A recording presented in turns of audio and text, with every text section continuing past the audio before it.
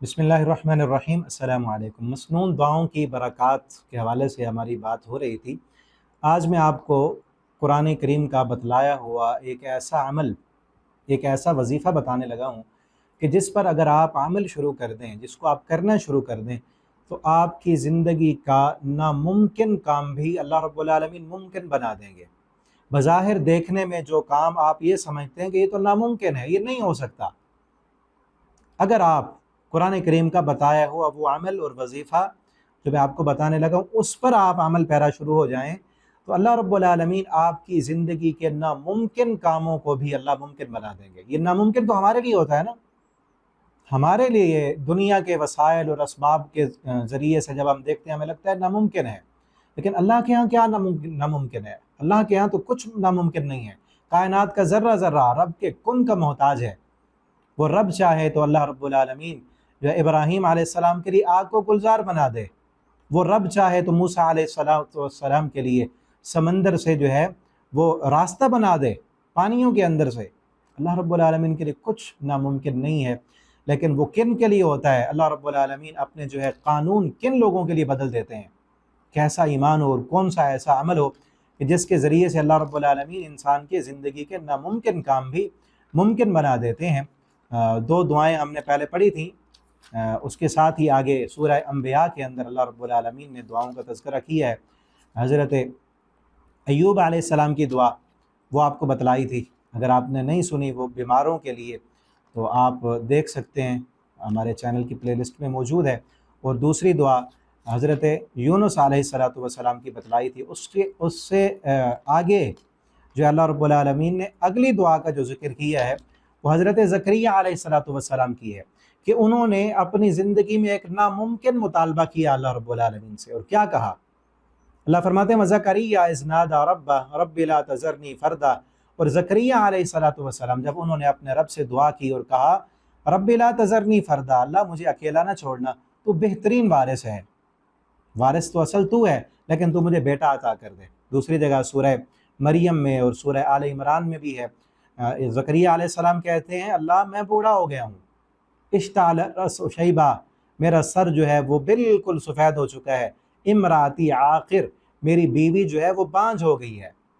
عاقر اس عورت کو کہتے ہیں کہ جس کا بچہ جننے کی صلاحیت اب ختم ہو چکی ہو، کہ جس کو ڈاکٹروں نے، طبیبوں اور حکیموں نے لا علاج کر دیا کہ اب اس کا بچہ ہو ہی نہیں سکتا۔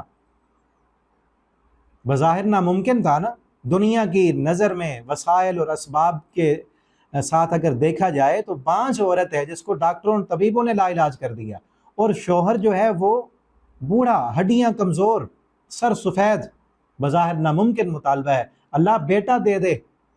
اللہ رب العالمین کیا فرماتے ہیں؟ فاستجبنا، اللہ فرماتے ہیں ہم نے اس کی دعا کو قبول کیا، ووہبنا لہ یحییٰ، ہم نے اسے یحییٰ عطا کیا، واصلحنا لہ زوجہ، اس کی بیوی کی ہم نے اصلاح کی۔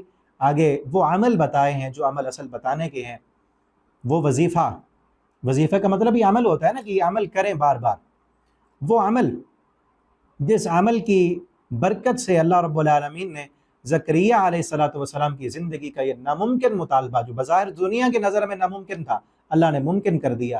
وہ عمل کیا تھا؟ اللہ فرماتے ہیں انہم کانوا یسارعون فی الخیرات، اس لیے کہ بے شک وہ یسارعون فی الخیرات، نیکی کے کاموں میں آگے بڑھنے والے تھے۔ ہم بھی اپنی زندگی میں اس عمل کو لے آئیں۔ آگے ایک دو عمل اور بھی ہیں، زندگی میں یہ کام کریں کہ نیکی کا کوئی بھی کام ہے، اللہ کو راضی کرنے والا کام ہے نا، اس سے پیچھے نہ ہٹیں، آگے بڑھ کے کریں، پہلے کریں۔ مسجد کی صفائی کرنی ہے تو آپ آگے جائیں، نماز کے لیے جانا ہے تو پہلے پہنچیں، کسی مسکین کی مدد کرنی ہے، کسی بھوکے کو کھانا کھلانا ہے، کسی مسجد اور مدرسے کے ساتھ جو ہے تعاون کرنا ہے، کسی راہ بھولے ہوئے کو راہ بتانا ہے، کسی دو بھائی آپس میں لڑے ہوئے ان کی صلح کرانی ہے، کوئی بھی کام چاہے چھوٹے سے چھوٹا کیوں نہ ہو، اللہ کو راضی کرنے والا ہے نا، آپ کی زندگی میں آ گیا ہے، آپ سمجھیں کہ میری زندگی میں یہ نیکی چل کے آگے تو میں نے کرنی ہے، آپ یہ عمل کریں، یہ کرنے والے بنیں، تو اللہ رب العالمین کیا کریں گے؟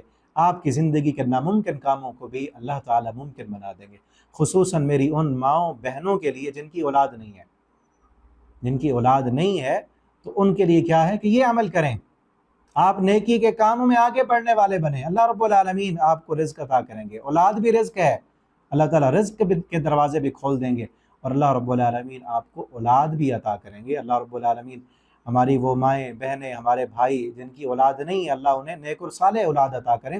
اور یہ دعا بھی یاد کر لیں، رب لا تذرنی فردا۔ زکریہ علیہ السلام نے کیا دعا کی؟ رب لا تذرنی فردا، اللہ مجھے اکیلا نہ چھوڑنا۔ آپ بھی یہ دعا کرتے رہیں اور ساتھ یہ کام کرنے والے بنیں کہ نیکی کے کام میں آگے بڑھیں۔ اور اگلی بات کیا ہے؟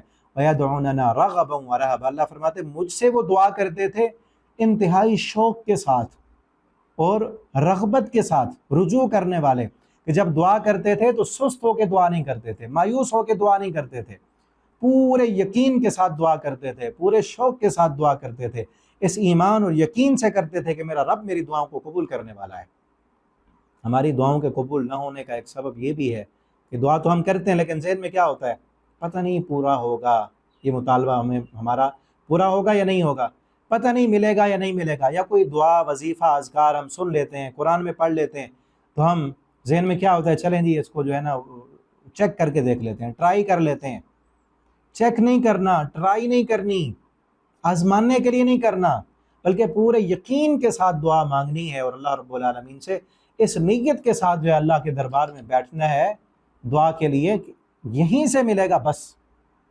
اللہ جو کچھ ملا ہے زندگی میں وہ تو نہیں دیا ہے، اور کائنات کی ہر چیز تیرے حکم کی محتاج ہے، اللہ آگے بھی جو ملے گا تجھ سے ہی ملے گا۔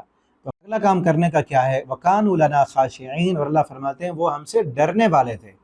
تو اللہ کا ڈر اپنے دل میں پیدا کر کے نیکی کے کاموں میں سبقت لے جانے والے بنے، آگے بڑھنے والے بنے، اور شوق اور رغبت کے ساتھ اللہ رب العالمین سے دعائیں کریں، تو اللہ رب العالمین زندگی کے ناممکن کاموں کو بھی ممکن بنا دیں گے۔ اللہ ہمیں ان مسنون قرآنی دعاؤں کو سمجھنے کی اور ان کی برکات حاصل کرنے کی توفیق دیں۔ والسلام علیکم ورحمۃ اللہ وبرکاتہ۔